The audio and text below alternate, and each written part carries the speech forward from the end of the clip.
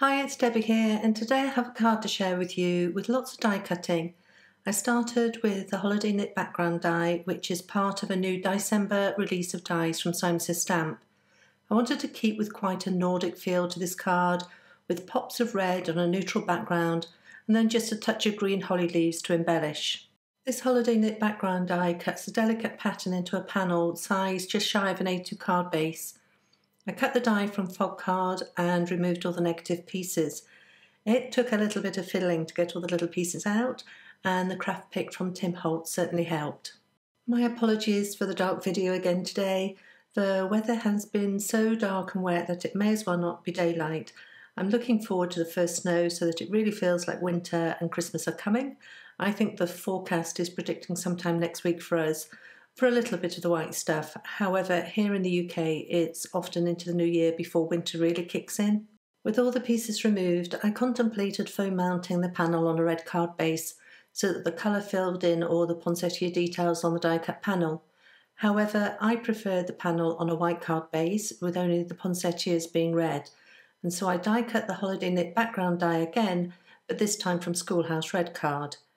I then attached the panel to the white card base with a Gina K glue runner, and then using Gina K Connect glue, I started to piece the poinsettia petals into place. This did take me a little while, but I got into a rhythm of adding glue to a few petals and then placing the pieces before repeating until the whole of the panel was complete. With the front of the card complete, I now have the red panel I can use on another card. I thought a red panel with white flowers would look really nice.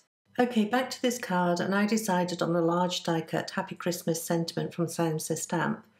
The die comes with a lovely script sentiment and also the shadow piece, and I die cut both from red and white cards so that I could play around with which option I preferred, and the leftovers could be used on another card, perhaps that red and white one. I used dots of Gina K Connect glue on the back of each word, and then used a pair of tweezers to help me position the word in its shadow. I like using a wet glue for this so that there's that little bit of wiggle room before the glue totally sets. I added both the happy and Christmas words, not forgetting the dot of the I, and then I added foam adhesive to the back of the sentiment and played around with the positioning. I also die cut a few holly leaves using the Holly FANFARE die from Simon Says Stamp. I was tempted to leave this card as purely red and white and neutral, but I couldn't resist a pop of green to brighten it up a little. I like to offset focal points, and so I adhered the sentiment with foam adhesive above the centre line, and then adhered the holly leaves dotted around the sentiment. I know holly berries are red, but I felt red berries would blend in with the poinsettias, and so I went with a bit of artistic licence and used IVORY SEASHELL Nuvo droplets. I like to squeeze a droplet or two out on my craft mat or on a piece of spare paper before adding the droplets to my project, and that's simply to ensure the liquid is free-flowing without any gloopy bits in the nozzle. It's difficult to see me squeezing the droplets out, and that's because I find to get the roundest droplets, if I squeeze a bottle and keep it vertical and then pull up, and any excess then settles into the top of the droplet to form a nice round dome. I also added Nuvo crystal glaze to the holly berries for a little shine, and then set this panel aside to dry. I was debating whether to leave it there, but in the end decided on an accompanying sentiment would help ground the focal point, and so using the Tiny Words Christmas set from Simon Says Stamp, I picked out one of the sentiments which went well with my Happy Christmas greeting, and I stamped it in clear embossing ink on slate card before sprinkling with white embossing powder and heat setting. I then trimmed the piece to a banner and added with foam adhesive below the die cut greeting. And that completes this mainly die cut Christmas card with holiday knit background detailing.